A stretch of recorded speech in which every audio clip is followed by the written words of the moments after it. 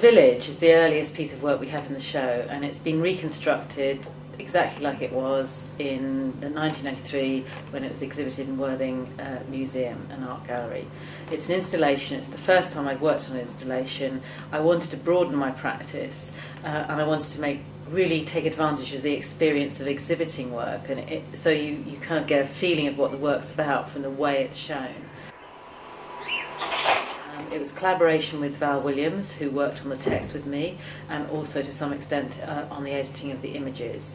So there's a soundtrack that's made out of all the texts and conversations that I collected from being in the village for a year and a half, or 2 years, and that's made up of tiny little phrases, mainly said by the women, things like "only housework for women," "we're sending toys to Romania," "we shouldn't have to feel too guilty," "if you listen carefully you can hear the voice of God," combined with a BBC soundtrack called The Village, which has birds and bees. You can actually hear them, you can almost hear the grass on it, and that's played very loud inside a box in the centre of the room with the colour images, which are all of events, weddings, parties, hair being done, people dressing up for various things. They're all projected very, very large scale inside a small box. So the effect is you walk in the box, hear the soundtrack quite loud, the images kind of assault you with their scale, and they're quite dark images made with flash that have got an aggressive feel to them.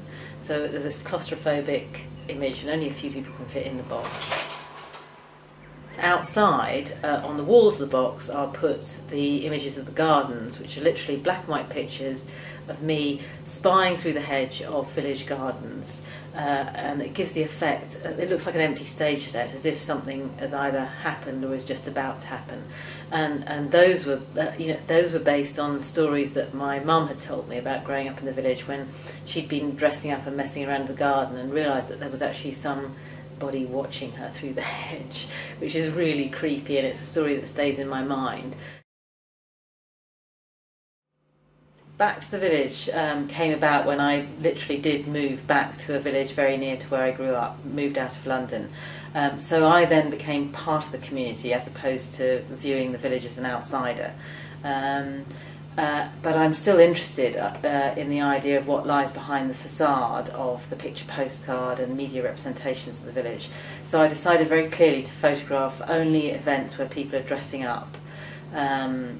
So there's a kind of masquerade going on. So I photographed the nativity play, the village pantomime that happens every year, the Guy Fawkes, Halloween, and the pram race. Those are the 5 things that I photographed year after year.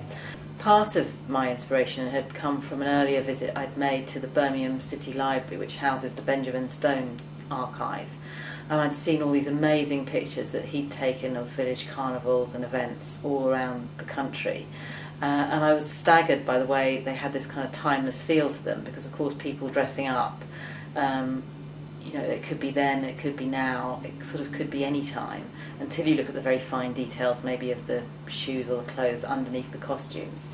So I became fascinated by how, when one does this, when you photograph people dressing up for an event, they're sort of suspended in time.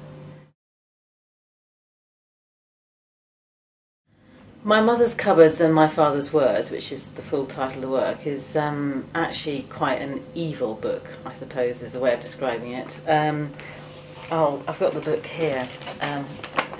It's a very tiny book, again, which I designed myself. I very much wanted to be in control of the whole process, so chose the typography, the weight of the paper is very, very thin, very deliberately like that. So it's very delicate. You can hold it in your hand, it's a beautiful pink colour, and it's with a scripted font. It says My Mother's Cupboards on the front. You don't actually see the phrase My Father's Words unless you turn over the end, so it's kind of hidden. So there's a secret in there. The background to the story is my father was very ill for a number of years, and he became wheelchair bound and was very frustrated. But he used to rant a lot at all the women in the house. So we have a quote from him here saying, "I'm going to tear your mother to shreds with an oyster knife. I'll cut your bum off and serve it in slices like raw ham. And you toad, pity I got rid of the well. You could have gone down there and been cemented over."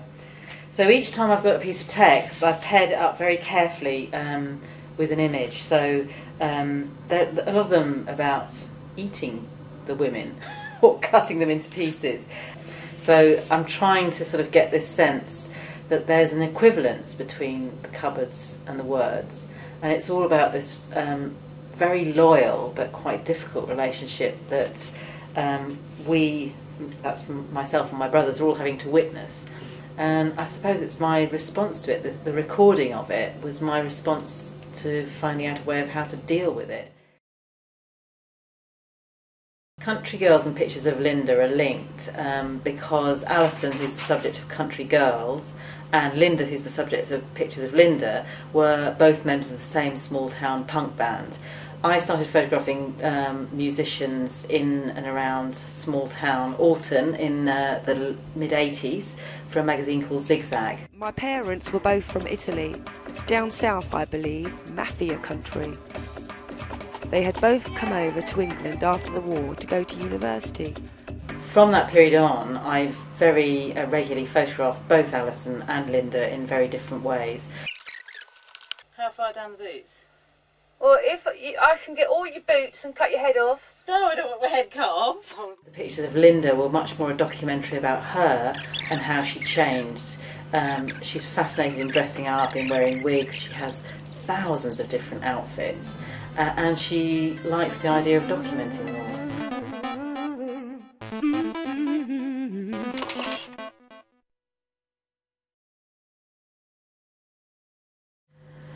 The controlled collaboration is very much based on the fact that Alison and I both saw ourselves as artists contributing to this piece of work.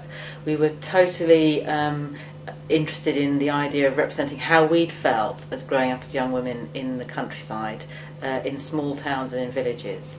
We felt isolated, and often, small town life was quite violent. We were also both fascinated by the story of a young girl called Sweet Fanny Adams, who was murdered in, I think, the early 1900s. Sweet Fanny Adams was a young 8-year-old girl murdered in Alton, chopped into pieces, very, very violent. Local bank clerk did it. He'd never done anything like it before, and he was the last man hanged in Hampshire. I'm very interested in humour, particularly satirical humour. So I grew up in Jane Austen country, and I've gone back to live there, and I was very, very I've always been fascinated by the way that she uses this subtle use of satire in the way that she describes her own community and her position as a woman within that community. Notes from Home is a continuation, really, of the autobiographical work started in Cockroach Diary and My Mother's Cupboards. It's made at the point where I move out of the city back to the country, to village life.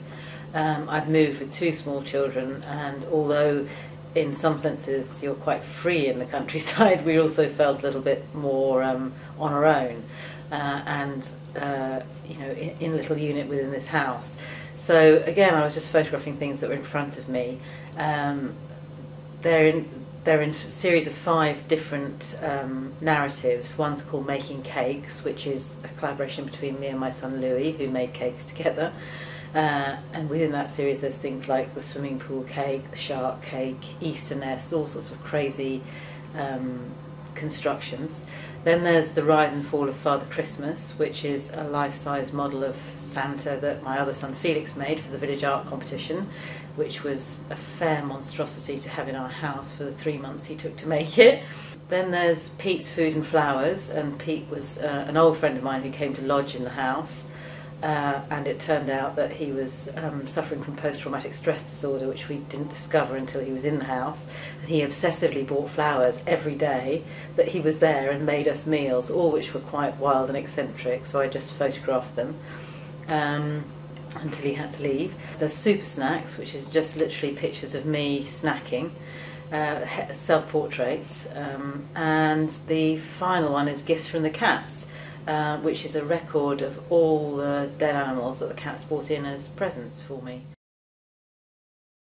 Cockroach Diary and 41 Hewitt Road are very deliberately designed as bookworks, and I designed them myself because they're telling stories. And the design is also important, so Cockroach Diary appears like a natural historian's diary. It's in a sleeve, There's two books that you pull out. One is the text and one is the images. The text is a literal scan of my diary that I kept at the same time as photographing the cockroaches, and it actually looks like the real object. So there's an element of authenticity about it. I had to photograph the cockroaches with an autofocus camera because they move very quickly, which I'm sure lots of people know, which was a completely different departure for me in terms of photographing, because I normally photograph with medium format. But also important is this sort of narrative story that runs through both pieces of work. And Cockroach Diary is a tragic comedy. It has funny bits, it has sad bits. The particularly funny bits are my hysteria trying to get rid of the cockroaches and slowly realising that you can't get rid of them. Then all the silly stories that people tell me about what happens when you kill a cockroach, like you squash it and hundreds of its babies are born, or you squash it and hundreds of its relatives come to mourn it, and I'm actually believing these stories as I go along.